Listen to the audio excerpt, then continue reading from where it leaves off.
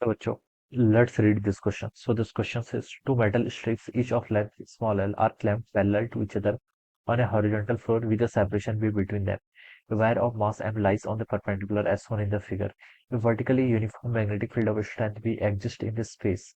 The metal strips are smooth, but the coefficient of friction between the wire and the floor is nil. ठीक है, metal strips तो smooth है, okay, लेकिन जो coefficient of friction between wire and the floor क्या है, new के equal दिया है. A current I is established when the switch S is closed at the instant t is equal to 0. Discuss the motion of the wire after the switch is closed and how far away from the strips will move the wire reach. Okay. Okay, तो देखिए बच्चों, जब ये क्या करेगा, जो आपकी यहाँ पर हम बता सकते हैं, जो आपकी वायर है ये क्या कर जाएगी, इस स्ट्रिप्स से बाहर चले जाएगी. ठीक है, एल लेंथ कवर कर लेगी. उसके बाद ग्राउंड के साथ कांटेक्ट हो जाएगी. तो कितना दूर ये क्या करेगी, मूव करेगी, वो हमें यहाँ पर कैलकुलेट करके बताना है. ऑलराइट, तो देखिए बच्चों, इस क्वेश्चन का की कॉन्सेप्ट आप क्या लिख सकते हैं. The key concept of this question, देखिए यहाँ पर आपको बताना है कि how far will it move. ठीक है, ये क्या करेगी, आपका कितना दूर जाएगी. ठीक है, तो इस मैग्नेटिक फोर्स लिख लीजिए, क्या लिख लीजिए, आपका मैग्नेटिक फोर्स लिख लीजिए, या फिर मैग्नेटिक इंडक्शन भी लिख सकते हैं. Alright, this would be the key concept of this question. ये क्या हो जाएगा, इस क्वेश्चन का की कॉन्सेप्ट. ठीक है, अब बच्चों देखिए, जब स्विच क्या होगा, आपका ऑन होगा, जब आपका स्विच ऑन होगा, let me draw the circuit. कोई भी करंट कैरिंग वायर है, अगर किसी करंट कैरिंग वायर को अगर हम किसी एक्सटर्नल मैग्नेटिक फील्ड में रखते हैं, तब क्या होता है बच्चों, एक्सटर्नल मैग्नेटिक फील्ड में रखते हैं तो इस पर एक मैग्नेटिक फोर्स लगता है. क्या लगता है, आपका मैग्नेटिक फोर्स. ठीक है, ये आपको बी दे रखा है. ठीक है, और मैग्नेटिक फील्ड आपका आउट ऑफ द स्क्रीन है, डॉट से रिप्रेजेंट किया, यानी कि आपका आउट ऑफ द स्क्रीन है. ठीक है, और ये है यहाँ से यहाँ तक की लेंथ आपको क्या दे रखी है, स्मॉल एल दे रखी है. ठीक है, स्ट्रिप जो है आपकी, इसकी लेंथ कितनी, स्मॉल एल के इक्वल दी हुई है. ठीक है, अब बच्चों जैसे हम स्विच को क्लोज करेंगे तो उसमें करंट फ्लो करने लग जाएगा. करंट आपका इस डायरेक्शन में क्या करेगा, ऐसे फ्लो करेगा. ठीक है, यहाँ पर हमें इसके रेजिस्टेंस के बारे में कुछ नहीं बोल रखा था, हम नेग्लिजिबल रेजिस्टेंस मानेंगे. ठीक है, करंट आपका ऐसा फ्लो करेगा. अब देखिए, ये करंट कैरिंग जो लूप है, ये कहाँ पर प्लेस्ड है, आपकी मैग्नेटिक फील्ड वाले रीजन पे प्लेस्ड है. ठीक है, तो इस पर क्या लगेगा, मैग्नेटिक फोर्स. और मैग्नेटिक फोर्स कितना होता है, मैग्नेटिक फोर्स होता है आपका एफ वेक्टर को हम लिखते हैं I times L vector cross B vector. Okay, this is the formula. अब देखिए, L cross B find out करना है, जो डायरेक्शन करंट की वही डायरेक्शन आपकी करंट एलिमेंट की होती है, एल. ठीक है, राइट हैंड लेना है, राइट हैंड को एल की तरफ. ठीक है, जिस डायरेक्शन में करंट फ्लो करे उस डायरेक्शन रखना है. और कर्ल करो आउट ऑफ द स्क्रीन, क्योंकि मैग्नेटिक फील्ड के आउट ऑफ द स्क्रीन. ठीक है, तो एल क्रॉस बी जब हम कर रहे हैं, तो हम देख रहे हैं जो आपका मैग्नेटिक फोर्स, जो आपका थंब पॉइंट कर रहा है, इस डायरेक्शन में कर रहा है. तो मैग्नेटिक फोर्स क्या लग रहा है, टुवर्ड्स राइट लग रहा है. तो हम बता सकते हैं ये क्या करेगी, आपकी मूव करेगी राइट की तरफ, क्योंकि इस पर क्या लग रहा है, आपका करंट कैरिंग लूप को हमने किसी मैग्नेटिक फील्ड के रीजन पर रखा है, तो ये आपका क्या करेगी, मूव करेगी. और इसका मैग्नीट्यूड भी देखिए, हम बता सकते हैं कितना होगा. आई मान लीजिए इस पर आपकी करंट फ्लो कर रही है, और इसकी टोटल लेंथ देखिए बी के इक्वल है. ठीक है, ये लेंथ कितनी देखिए करंट कैरिंग एलिमेंट की, ये आपकी बी के इक्वल है. तो आई लेंथ को हमने सिंपली बी लिख लिया, और बी के आपका मैग्नेटिक फील्ड. ठीक है, into sine of theta, sine 90 हो जाएगा तो 1. ठीक है, तो दिस इज द फोर्स. ठीक है, अगर आपका मैग्नेटिक फोर्स लग रहा है, यहाँ से एक्सेलरेशन निकाल सकते हैं. एक्सेलरेशन कितना होता है देखिए, ये कांस्टेंट फोर्स है. ठीक है, कांस्टेंट फोर्स है तो एक्सेलरेशन निकाल सकता हूँ. एक्सेलरेशन हो जाएगा आपका फोर्स बाय मास के इक्वल, तो ये I small B capital B divided by M. इसका मास चलिए हम यहाँ पर एम एज्यूम कर लेते हैं. क्या एज्यूम कर लेते हैं, एम. ठीक है, सो दिस इज एक्सेलरेशन. ये क्या हो जाएगा आपका, यहाँ पर एक्सेलरेशन हो जाएगा इसका. ठीक है, ये जो आपके पास वायर है, वायर का आपको एक्सेलरेशन यहाँ से पता चल गया. ठीक है, इनिशियली देखिए रेस्ट पता है, क्योंकि इनिशियली हमने स्विच को क्या कर रखा है, क्लोज कर रखा है. तो ये तो देखिए बच्चों, हमने इसका एक्सेलेरेशन कैलकुलेट कर लिया. इनिशियली रेस्ट पे हम बता सकते हैं यू किसके इक्वल होगा, जीरो के इक्वल होगा. ठीक है, अब देखिए बच्चों, ये जब मूव कर रहा है इस पर, तो ये तो आपका स्मूथ सरफेसेस है. ये जो आपकी क्या है, यहाँ पर जो आपकी मेटल स्ट्रिप्स है, ये तो क्या आपकी स्मूथ है. मेटल स्ट्रिप्स अगर आपकी स्मूथ है, तो हम बता सकते हैं कि यहाँ पर आपका कोई फ्रिक्शन का फोर्स एग्जिस्ट नहीं करेगा. क्या करेगा, कोई फ्रिक्शन का फोर्स एग्जिस्ट नहीं करेगा.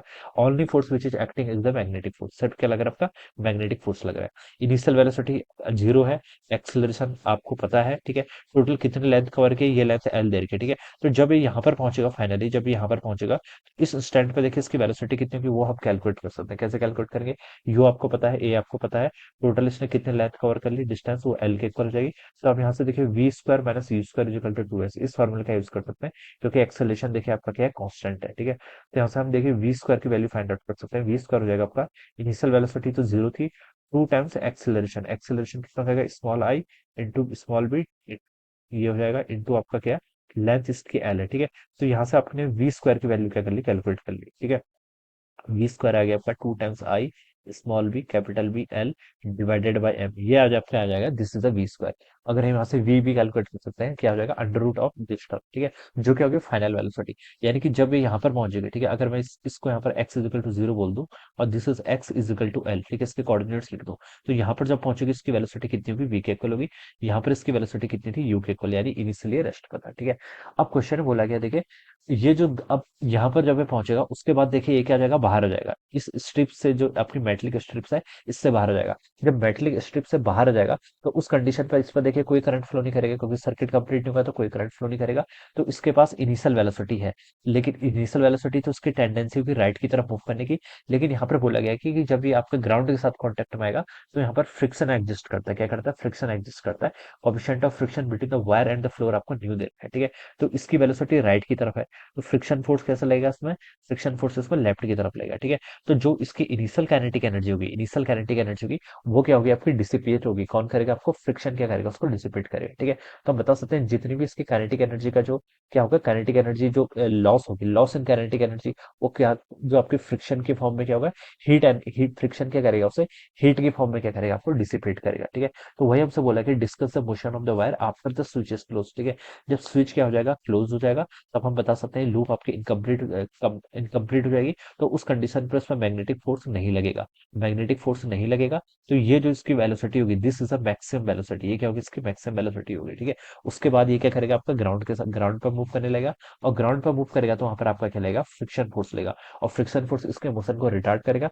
धीरे धीरे इसकी वेलोसिटी कम होती रहेगी, कम होती रहेगी, और फाइनली ये क्या जाएगा, रेस्ट पर जाएगा। और हमें वही डिस्टेंस बताने की कितना दूर ही जाएगा, कितना दूर ही जाता है, ठीक है। और लेट इस डिस्टेंस को मैं यहाँ पर एक्स के लिए तो मैंने चलिए मैं इसको एक्स बोल देता हूँ। लेट ये आपका क्या जा रहा है, एक्स डिस्टेंस जा रहा है, ठीक है। वो हम यहाँ पर आके फाइनली क्या जाता है, आपका रेस्ट पे जाता है, ठीक है। तो मुझे ये डिस्टेंस यहाँ पर कैलकुलेट करनी है। तो देखिए बच्चों, मैं यहाँ पर से बता सकता हूँ कि काइनेटिक एनर्जी का लॉस देखिए कितना होगा, हाफ, ठीक है, half M B square, half M. Velocity आपको यहाँ पर से पता है कितना, 2 IB into BL divided by M, ठीक है। तो ये क्या आ गया आपका, this is the kinetic energy, आपकी काइनेटिक एनर्जी वाली टर्म आ गई, ठीक है। ये किसकी फॉर्म में डिसिपेट हो रही है, आपके फ्रिक्शन के फॉर्म में, ठीक है। फ्रिक्शन कौन सा लगेगा, देखिए ये आपका मूव कर रहा है, मूव कर रहा है तो काइनेटिक फ्रिक्शन लगेगा। और काइनेटिक फ्रिक्शन का फॉर्मूला क्या होता है, काइनेटिक फ्रिक्शन होता है आपका न्यू के इंटू एन के इक्वल, ठीक है। जैसे ये आपकी ये है, इस पर देखिए कौन कौन से फोर्स लगेंगे, ठीक है। एक इस पर mg फोर्स लगेगा, mg फोर्स लगेगा किस डायरेक्शन में, इनटू द स्क्रीन, ठीक है। और आउट ऑफ द स्क्रीन क्या लगेगा, फिर नॉर्मल फोर्स लगेगा, ठीक है। तो हम लिख सकते हैं न्यू के इंटू एन, ठीक है। न्यू की वैल्यू आपको सिंपली न्यू ही लिखना है, नॉर्मल कितना होगा, सिर्फ mg हो जाएगा, ठीक है। तो ये आ जाएगा इंटू, मान लीजिए इसकी जो डिस्प्लेसमेंट है कितनी है, हमने x मान रखी है, तो यहाँ पर से x हो जाएगा। तो ये हम यहाँ पर से इक्वेट कर सकते हैं। अब देखिए इसको सॉल्व कर लीजिए, एम से आपका यहाँ पर एम कैंसिल हो गया, ठीक है। एम से यहाँ पर क्या हो जाएगा, आपका एम कैंसिल हो जाएगा। वायर ऑफ मास, ठीक है, वायर का मास गिवन किया है क्वेश्चन में, ठीक है। अब यहाँ से आपको एक्स बताना है, तो अब देखिए, तो आप टू से देखिए आपका यहाँ पर से एक, ये टू ये कैंसिल हो गया, ठीक है। और ऊपर क्या बच गया, फिर आपका small I, small B, capital B, L divided by, देखिए यहाँ से आपका एम इधर आ जाएगा, न्यू इधर आ जाएगा, और जी भी इधर आ जाएगा, ठीक है। तो ये आ जाएगा, this is equal to X, ये क्या है आपकी डिस्टेंस, इतनी डिस्टेंस क्या करेगा, ट्रेवल करेगा before coming to the rest. ये हमसे पूछा गया था, how far it will go, इतना दूर ही जाएगा, alright. So this would be the answer, ये क्या होगा, इस क्वेश्चन का आपका आंसर हो जाएगा, alright. So I hope you all understood this concept, all the best and thank you so much.